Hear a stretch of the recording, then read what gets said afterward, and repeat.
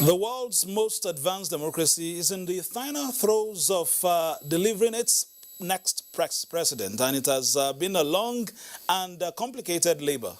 Its outcome is still not known as counting continues in some key states. We have a live guest from the U.S. joining us, and also on Political Update today, traditional rulers point way out of the push and pull of the agitations of the nation's youth population. We will also be projecting into the year 2020 as the various MDAs defend their budget proposals at the National Assembly. I am Fisayo Ogunfui. Welcome.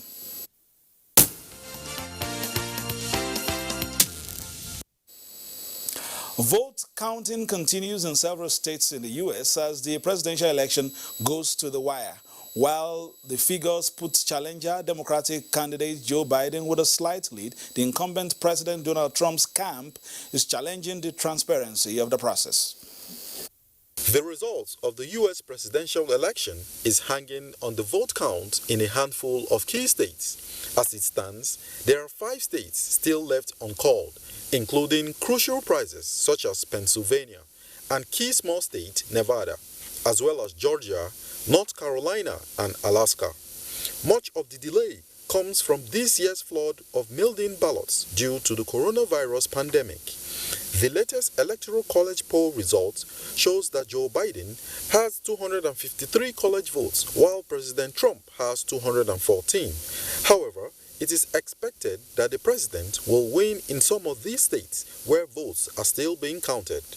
Whether this will be enough for his re-election or a Biden victory, the race is too close to call so far.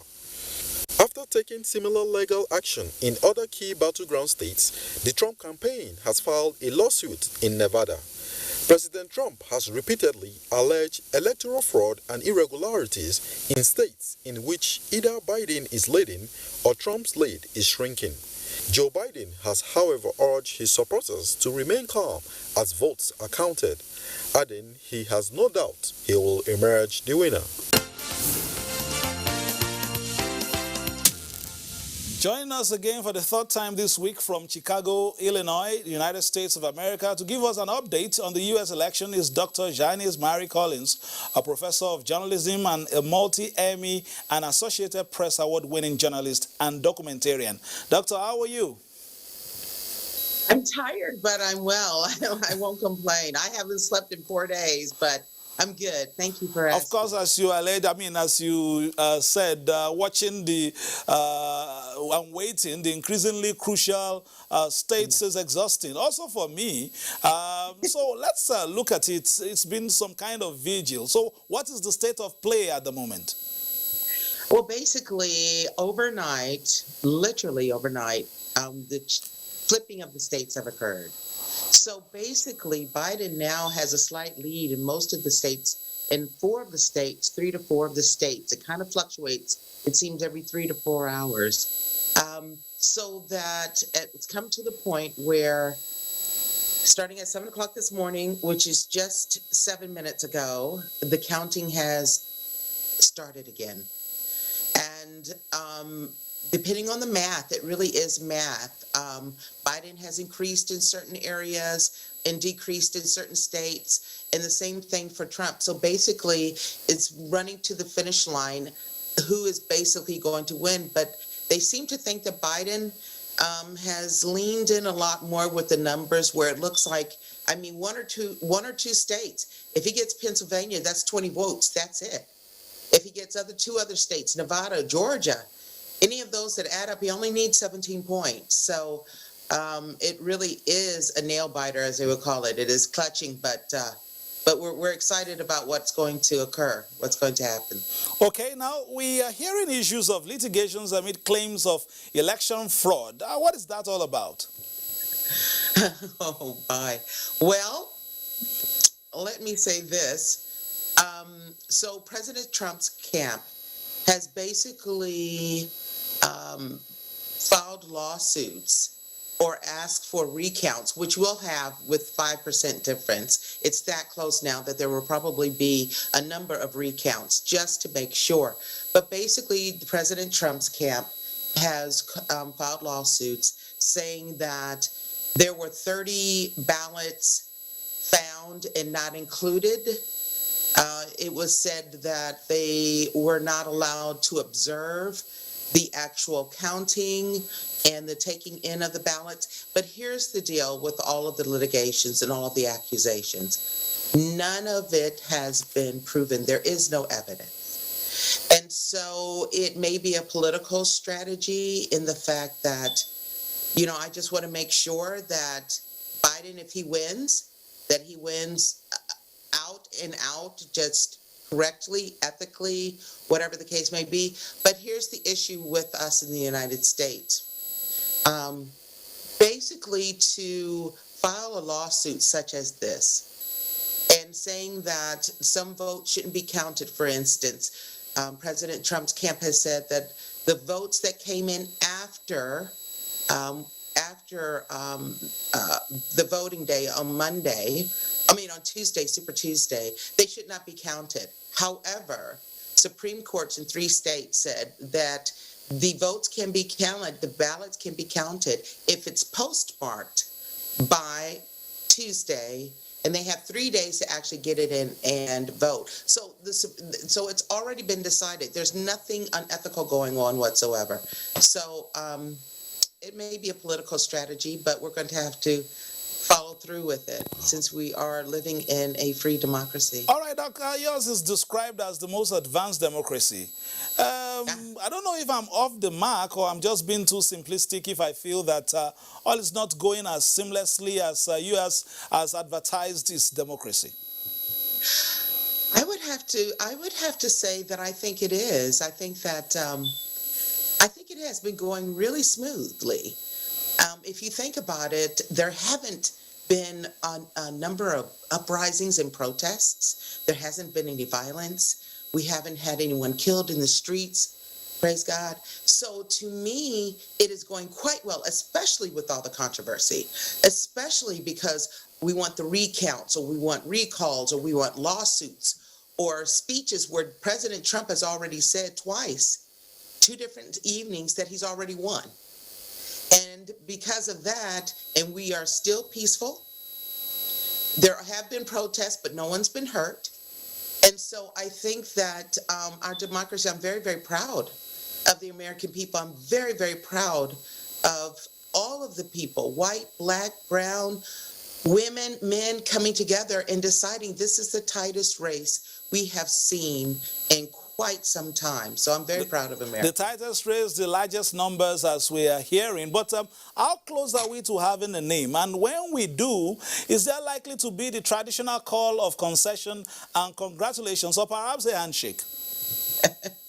I love your question, because President Trump has already said, well, he would not answer that question. It's going to be if he loses, whether he will concede in a very calming, congratulatory way is yet to be seen. If he wins, well, that's going to be very, very, very different. I think there's going to be a celebration in a lot of different ways. But I think that when it comes down to the bottom line, when it comes down to all of it, I really cannot tell you, but I will tell you this. This is what we do know. That something will be decided today. Votes will be coming in today, and they will be decided today. And so we are excited about that. And then we have the lawsuits and the litigation coming, but something will happen today. All right, something will happen today. We've had Dr. Marie Collins, Janice Marie Collins, multi-Emmy Award winner, documentarian, and journalist by excellence. Thank you for joining us, and we hope, we wish you the best out there in Chicago, Illinois. That's home of Barack Obama, if I'm correct. Yes. All right. You are correct. All right, back home now, President Muhammadu Buhari has reassured the nation's youths that the federal government is taking important steps to address their genuine concerns. The president was speaking during his interaction with the national traditional rulers of Nigeria, led by the Sultan of Sokoto, Mohammed Saad Abubakar. I'm indeed glad that we are having this meeting although not under the best of circumstances. The meeting, in response to the recent happenings in Nigeria, President Buhari said underscores the indispensability of the royal fathers in maintaining peace and security in the country. I want to once again thank you for the role you all have played to calm down our youth with wisdom and authority. By instilling hope and keeping the peace, you have rendered the country great service.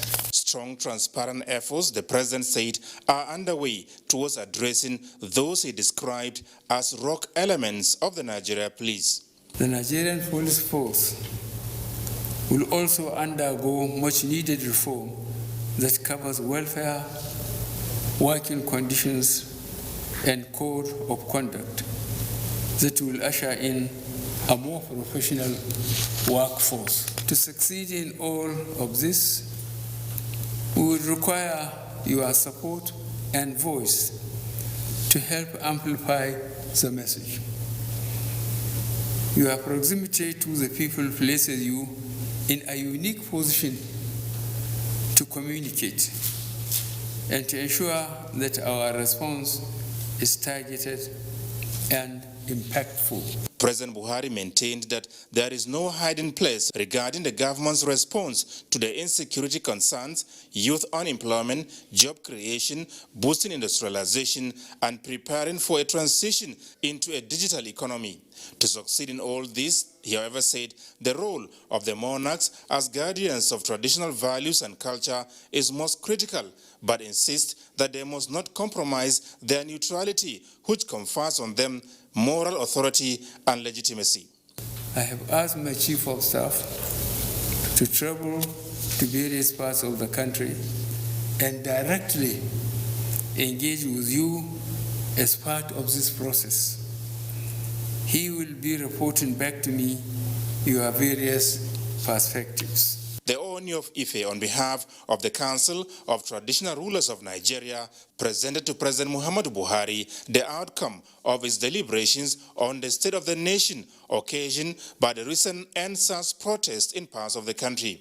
Hoping that he will consider the proposals we saw put forward, which we believe would help him and his government and all other state governments to tackle the numerous challenges and problems facing our great country. What is critical for us here as the traditional rulers of their country is to continue to work with government in order to bring peace and stability to their country. We know that you cannot do it alone.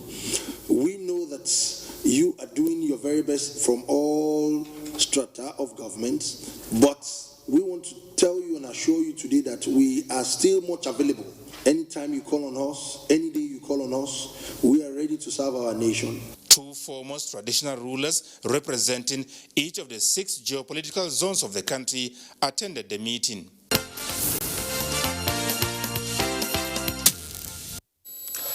Voices for rethinking youth development in Nigeria towards inclusiveness in all spheres of life have advanced a concrete framework to accommodate the youth population in planning and effecting good governance. Chairman of the Young Parliamentarians Forum, Kabir Tukura, is among many Nigerian youths that want young people to be involved in governance and believes it is part of the democratic process for citizens to demonstrate and demand their rights from their elected leaders and representatives. This process, he however says, must be within the ambit of the law. And then there's an ever-increasing need for inclusion for young persons in governance and in decision-making. Violence is never the answer, nor the solution to the new agitations for the development of your country. For a nation to develop, conflicts must be minimized. Many also share Kabiru's sentiments that rethinking youth development in Nigeria following the NSAS protest and the consequences thereafter has become imperative, especially in the face of government's efforts to look into the agitations. It would be advisable for the NSAS leadership to ensure dialogue in the spirit of their chosen approach of maximum civil conduct. Nigeria is the cornerstone of the security of West Africa. There is nothing that we can even compare to what God is using Nigerians to do in the diaspora. The Young Parliamentarians Forum of the 9th Assembly, as part of efforts towards repositioning the Nigerian youth to realize their potential, is exploring novel and innovative approaches. This retreat comes at a time of a new and intense wave of restiveness sweeping every part of our country. From the north to the south, east and west, there is palpable unease. These exclusions are rooted in legal and policy frameworks of this country. Young people are really looking forward to a constitutional amendment process that produces review to the Constitution for more youth inclusion. More than ever before, we need to have a rethink about youth development. Representative Kabir Tukura and his like at this strategy meeting are developing action points towards achieving effective solutions to challenges confronting youth development in Nigeria.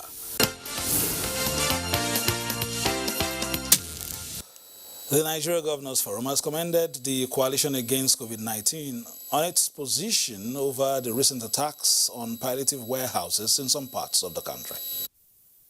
The forum appreciates the intervention of COVID and subsequent presentation of fact sheet on the looted palliatives and planned to address the media on the state of affairs. The forum also promised to support youth engagement in governance as well as stakeholders' contributions in sustaining strategic roles in peace and meaningful development. Chairman Northern Governors Forum and Governor of Plateau State Samuel Bako Lalong briefs governors on steps taken to address the fallout of NSAS protest and other emerging issues. The Nigerian Governors Forum says an initiative to support partnership with RSAs to develop global framework in strengthening economic plan for rapid transformation is underway. NGF, in collaboration with the Nigerian Investment Promotion Council, is to provide infrastructure and financial space to enhance state's economy. NGF Vice Chairman and Governor of Sokoto State, Aminu Waziri Tambuwal, provided update on the Subcommittee on National Economic Council on Youth and Stakeholders Engagement on Security. Governor of Delta State, Dr. Ifeanyi Okowa, and Chairman NGF Subcommittee on COVID-19 raises concern over low testing of COVID-19 and tasked states on increased testing capacity to prevent second wave and imported history of the virus. The Nigerian Governors Forum has also completed verification for the implementation of tax relief programs in all states and direct the signing of new state financial transparency and accountability sustainability subsidiary grant agreements. The Independent National Electoral Commission, INEC, has presented 2 reports on the 2019 general elections. INEC Chairman Professor Mahmoud Yakubu, who made the presentation, highlighted the need for the adoption of technology in the nation's electoral processes.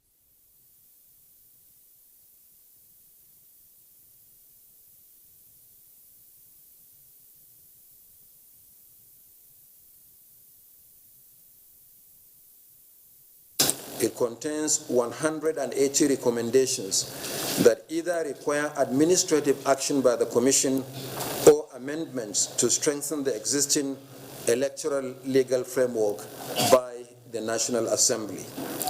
Some of the recommendations that require administrative action by INEC are already being implemented, resulting in improved management of the electoral process as seen in the recent off-cycle governorship elections in Edo and Ondo states. We are similarly engaging with the National Assembly on aspects of the recommendations that require legislative action.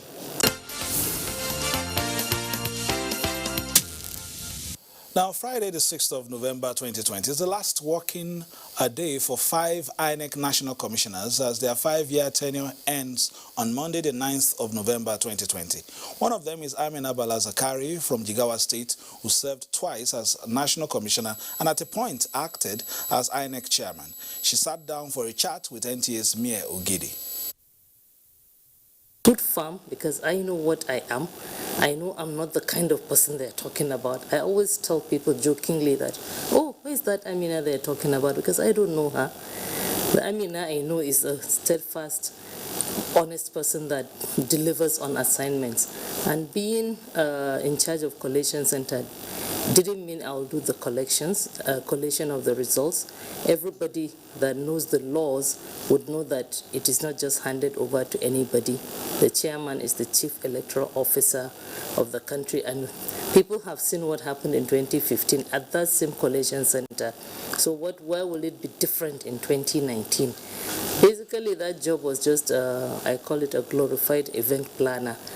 Once we have internal party democracy, we have learned party officials that read the laws and work within the laws, we wouldn't have a problem. So our next target going forward, INEC, civil society organizations, donor organizations, multilateral organizations, is to ensure capacity building for political parties.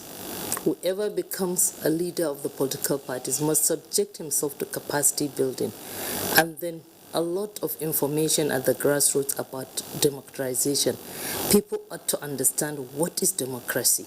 Once they understand democracy, I tell you, the future will be great for Nigeria, because they will not be taken for granted. I will still work for Nigeria if I can, but honestly, I'm just letting things go as God decides.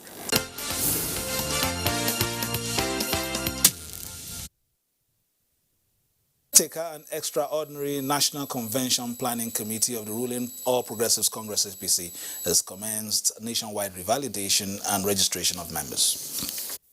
Over 119 polling units across the country, and as you can see, this is the membership register, and we have the personal information slip that goes with the register as well. We have just taken the first delivery, and after taking all the stock, then we will now unveil the dates, the timetable for the registration across the country. And you know, we are going to register, revalidate, and update our existing membership register across the country. That's its political updates for today. God willing, we'll be back next week. My name is Fisal Gunfi, thanking you for staying tuned. All the best. Enjoy the rest of your weekend. And remember to play your politics for the greater good. Bye-bye now.